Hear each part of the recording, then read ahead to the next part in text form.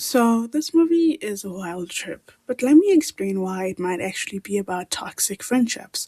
So, imagine this: you meet someone not in a deep, life changing way. No, not someone you've known for years. No, just a vibe. You click instantly, same humor, same energy, same way of seeing the world.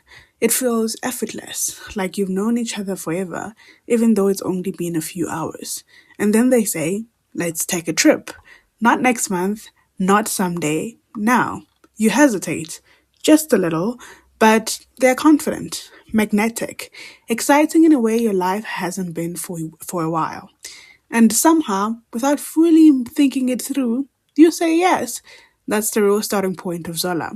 Not Florida, not the chaos, not even the danger. It starts with a connection that feels way too easy. The film follows Zola, a Detroit waitress who meets Stefani, loud, unpredictable, and instantly familiar. Within hours, they are laughing like old friends. Within a day, they are on the road. And within 48 hours, everything spirals. On the surface, the movie is chaotic, a blur of strip clubs, motel rooms, strange men, tension, and moments where things could go very wrong very quickly. And it's easy to focus on that: the absurdity, the danger, the how did we even get here energy. But if you slow it down, if you look past the plot, there's something much quieter and honestly more settling happening underneath. Because Zola isn't really about the trip, it's about who you trusted enough to take it with. Stefani is the kind of person who pulls people in.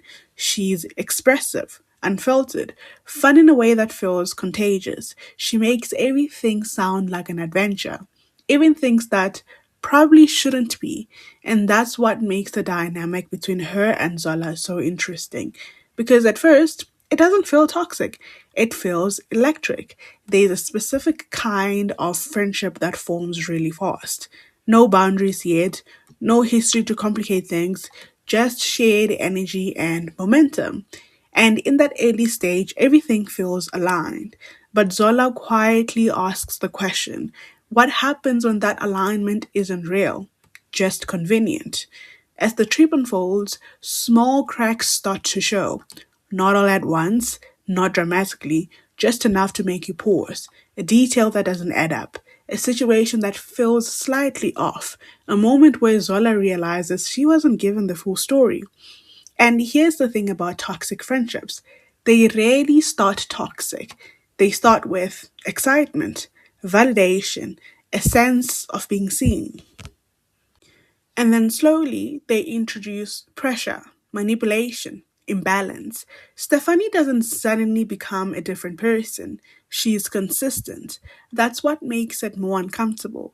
The same confidence that made her appealing is the same confidence she uses to push boundaries. The same spontaneity that felt freeing becomes recklessness that puts others at risk. And Zola is stuck in that realization in real time because now she's far from home in a situation she didn't fully agree to, with someone she barely knows but somehow trusted. And that's where the movie shifts again. Because now it's not just about what's happening, it's about why Zola stays. Why doesn't she immediately leave? Why does she keep going? Why does she keep engaging, even when things clearly aren't right? And that's where the idea of toxic friendships becomes sharper. Because it's easy to ask, why didn't she just walk away? But Zola understands something more nuanced. Walking away isn't always simple when you're already entangled. There's social pressure, there's confusion, there's that lingering feeling of maybe I'm overreacting. And most importantly, there's the memory of how good it felt at the beginning.